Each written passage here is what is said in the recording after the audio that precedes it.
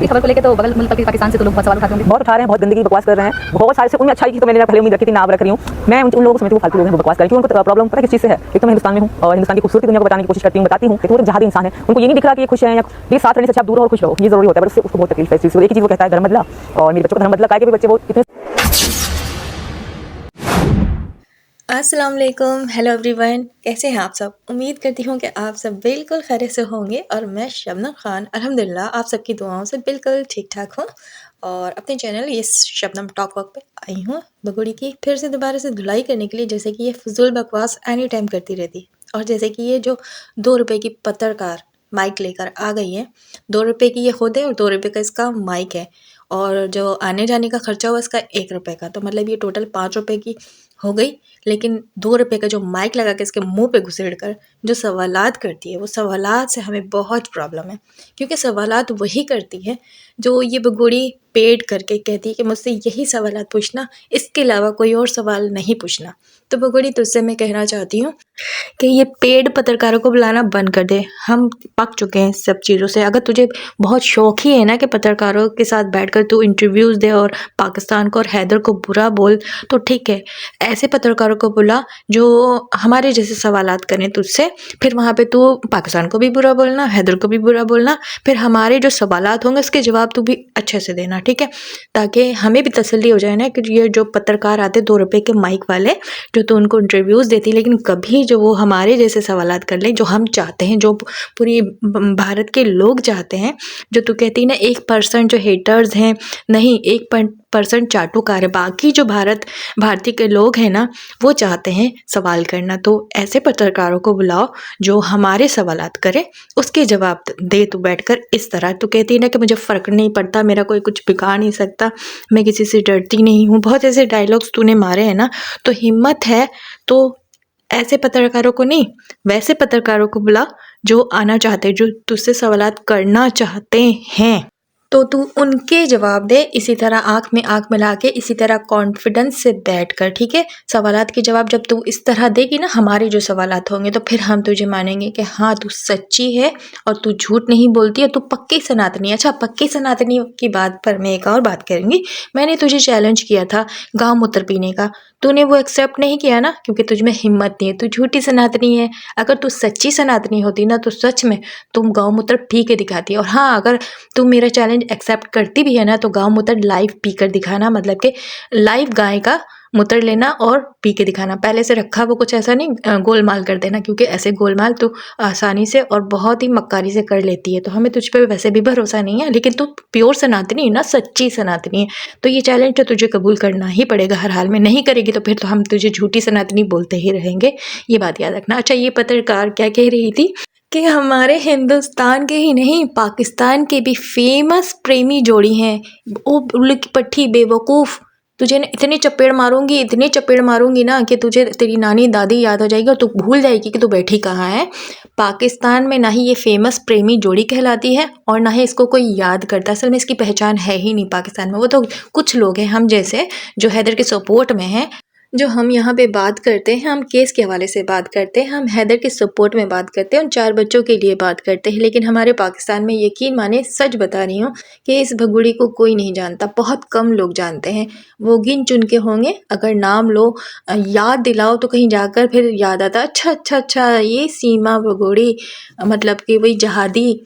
तो ये कहती है ना कि पाकिस्तानी जहादी होते हैं, हैदर जो जहादी है, असल में जहादी तो ये है सीमा जहादी। तो यहाँ पे बैठ गई है ये अपना सिलिकॉन का टमी लेके। लेकिन यहाँ पे पता है एक पॉइंट है, जब कोई मर्द हजरात आते हैं इसका इंटरव्यूज़ लेते हैं तो ये बड़ा सा टमी खोल के दिखा के बैठकर इंटरव्यू देती है। लेकिन ये जब महिला आई है तो आप देखें ये किस तरह अपने आप को कवर करके बैठी है, क्योंकि आप सबको तो पता ही ना कि औरतों की नज़र जो बड़ी तेज़ होती है। ये डर गई यहाँ पर और डर के मारे अपने पेट को यानी सिलिकॉन टमी को कवर किया हुआ है कि कहीं ये पत्रकार नोट ना कर ले कि ये असली बेबी टमी तो नहीं है, कुछ गोलमाल है। तो देखिए कितनी चालाकी से ये मक्कार औरत है, इसकी मक्कारी तो 13 साल की उम्र से सब देख रहे हैं। पाकिस्तान में भी सब ने देखा है, अब हिंदुस्तान में भी सब देख रहे हैं, और यहाँ से हम बैठे बैठे पाकिस्तानी भी देख रहे हैं और नोट कर रहे हैं, पॉइंट यहाँ उठाकर लाकर रख रहे हैं और इसे रोज़ाना जलील करते हैं, बिना डिटर्जेंट की धुलाई करते हैं। लेकिन ये तो बेगैरत है, महा ढीठ है, इसको कभी गैरत तो आती नहीं है, टेंशन नहीं लेती ना, बेबी पैदा करने वाली है। डरती है ना कि कहीं ये आधार कार्ड वक्त से पहले पैदा ना हो जाए, फिर पता है क्या, वो एक्सपायर हो जाएगा ना आधार कार्ड, फिर इसकी जो इतनी मेहनत है वो ज़ाया चली जाएगी। अच्छा, बात कर लेती हूँ, ये क्या कहती है कि मैं तो पाकिस्तानी मामाओं को और मासियों को इतना मतलब मानती हूँ कि वो जो भी हों, जैसे भी हों, मामा और मासी तो लगते हैं ना मेरे होने वाले टनाटनी का। तो भगोड़ी, मैं तुझे यहाँ पर एक बात बताऊँ कि किस रिश्ते से, किस नाते से इस नाजायज़ बच्चे का पाकिस्तानी मामा या फिर मौसी लगती हैं। मौसी नहीं, हमारे यहाँ खाला कहते हैं, ठीक है। हमारा क्या रिश्ता, हमारा क्या लेना देना तेरे नाजायज़ बच्चे से, ये काला कौवा बिरयानी के बच्चे से हमारा क्या लेना देना, क्या रिश्ता, क्या ताल्लुक़। तूने तो पाकिस्तान से रिश्ता ख़त्म कर दिया, ठीक है ना, तूने तो हैदर से रिश्ता ख़त्म कर दिया। तो तू जानती ही नहीं हैदर को, बकौल तेरे कि तुझ पे बहुत जुल्म करता था। मतलब तेरा कोई लेना देना नहीं, तेरे अपने सगे रिश्तों से जब लेना देना नहीं है तो काय का वो कहते हैं मामा, तू कह रही है काय की मासी, और जब तू कह रही थी ना काय का बाप, काय का हैदर, तो वही बात मैं तुझे कहती हूँ। तो काय का मामा और मासी, जब हम तुझसे रिश्ता नहीं रखना चाहते, कोई पाकिस्तानी नहीं रखना चाहता, हैदर नहीं रखना चाहता, तेरी खुद की बहन भाई नहीं रखना चाहते, तो काय का ये रिश्ता तू बनाने बैठ गई है। जब हैदर से उन 4 बच्चों का तू कह रही काय का बाप, तो ये नाजायज़ बच्चे का काय का रिश्ता।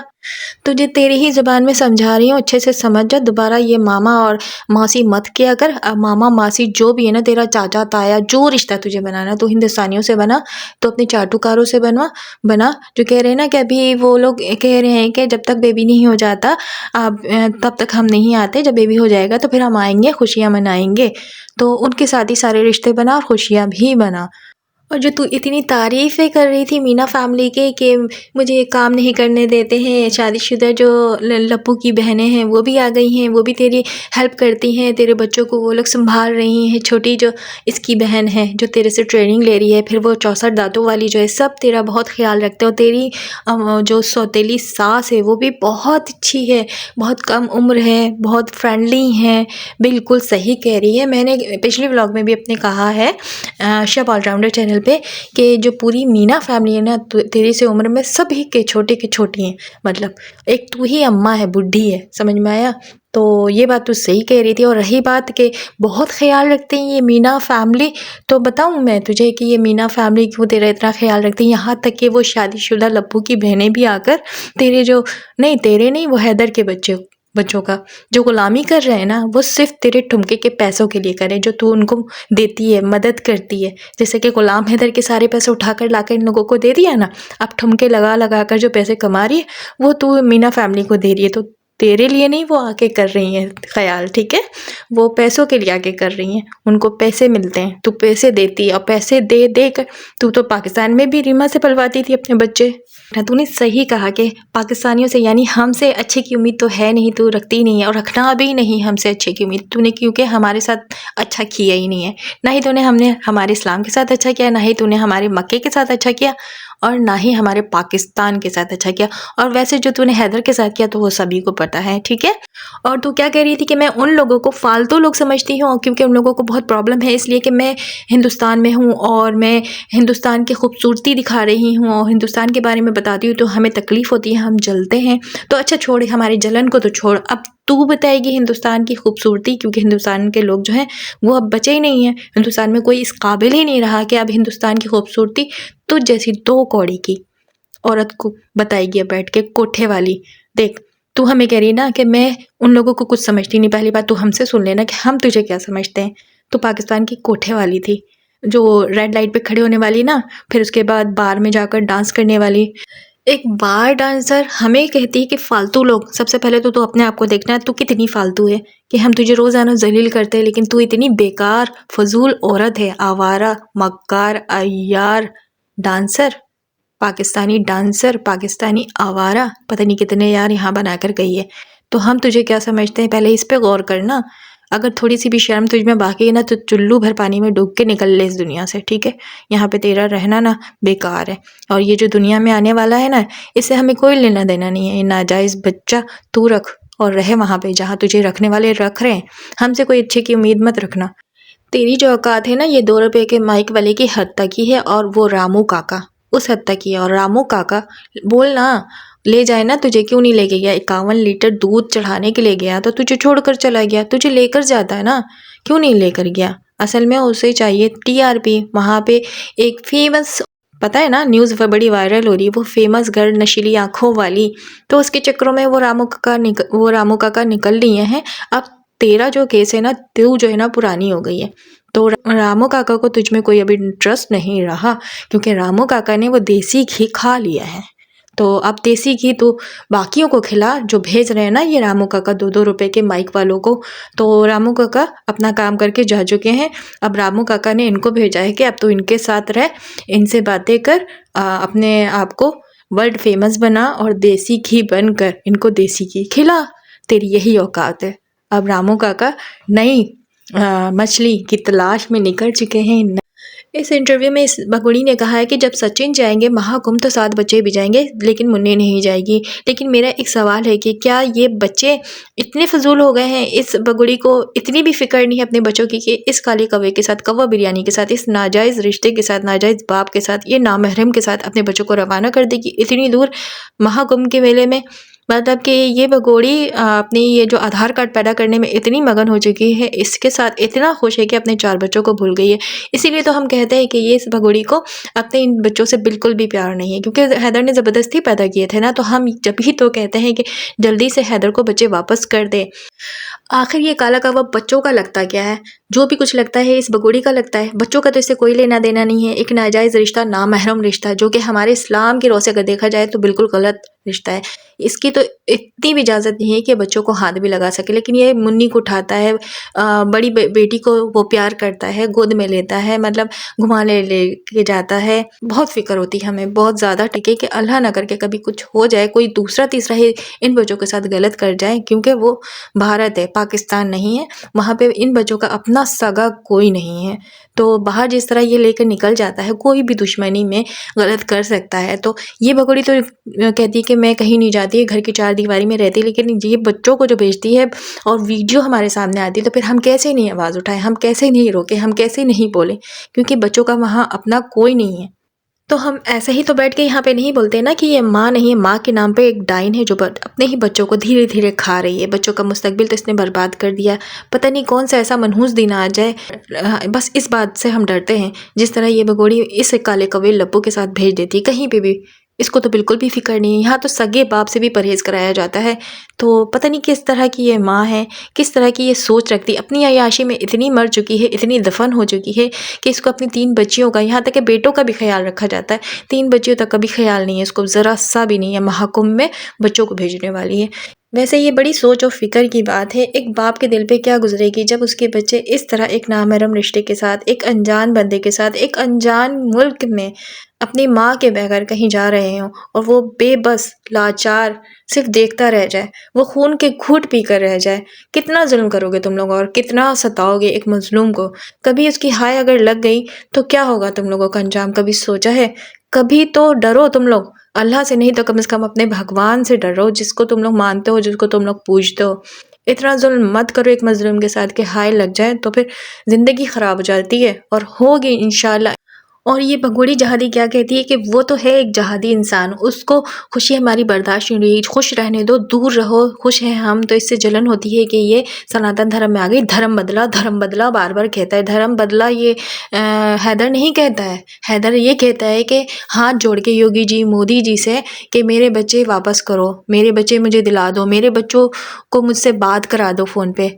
मेरे छोटे से मासूम मुस्लिम बच्चे हैं जिनका धर्म चेंज किया जा रहा है, जो कि इनलीगल है, जो कि नाजायज़ है, क्योंकि मैं बाप हूँ, मैं ऐसा नहीं चाहता हूँ। और वो हक रखता है ये बात कहने का, धर्म बदला। तू बदल ना, तुझे कुछ नहीं कहता।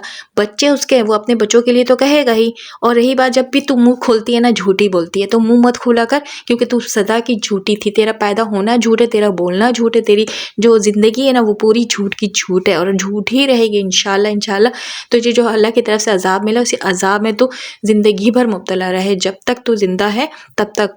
और जो ये रामू काका है, जिसको पाकिस्तान से बहुत नफ़रत है, लेकिन पाकिस्तान की एक भागी हुई ये जहादी सीमा जहादी से बड़ी मोहब्बत है, बड़ी लगाव है, बड़ी सपोर्ट में इसके मरे जाता है और उसके सपोर्ट में टीआरपी हासिल करने के लिए पैसा उससे भुकड़ भुकड़ के खा रहा है। यानी जितना वो ठुमके लगाकर कमाती है, ये आता है और लेकर चला जाता है। जैसे कि 51 लीटर दूध के नाम पर आया और आकर इससे जितने भी पैसे थे इसने ठुमके लगाकर जमा किए थे लेकर ये रफू चक्कर हो गए, महाकुंभ में गए हैं। 51 लीटर दूध भी चढ़ा दिया, लेकिन चढ़ाते वक्त नहीं दिखाया, यहाँ पर भी टीआरपी हासिल कर रहा है।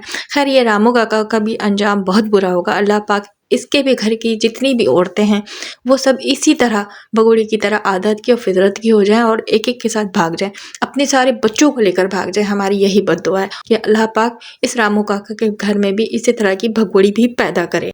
और ये रामू काका की जो सीमा जहादी पुरानी मोहब्बत है ना, ये ताल्लुक़ कोई भारत में आने के बाद नहीं हुआ है इस रामू काका का इस सीमा जहादी से। जब ये सीमा जहादी पाकिस्तान में थी ना, तब से इस ताल्लुक़ में एक दूसरे से मुब्तला है, ठीक है। और जब ये भगोड़ी वहाँ से भाग रही थी ना, तो सपोर्ट करने वाला, रास्ता बताने वाला ये रामू काका ही है। समझ में आया? हम लोग बोलते हैं ना कि आखिर इसको किसने गाइड किया, किसने इतना सपोर्ट किया कि 3 कंट्री क्रॉस करके यहाँ घुस कर बैठ गई। तो ये रामू काका की आमद सिर्फ अरेस्ट होने पर नहीं हुई थी, ये बहुत पहले से इसके कांटेक्ट में एक दूसरे से थे। तो ये है इन दोनों की हकीकत। मानने वाले मानते हैं, नहीं मानने वाले ना माने, हमें कोई फ़र्क नहीं पड़ता।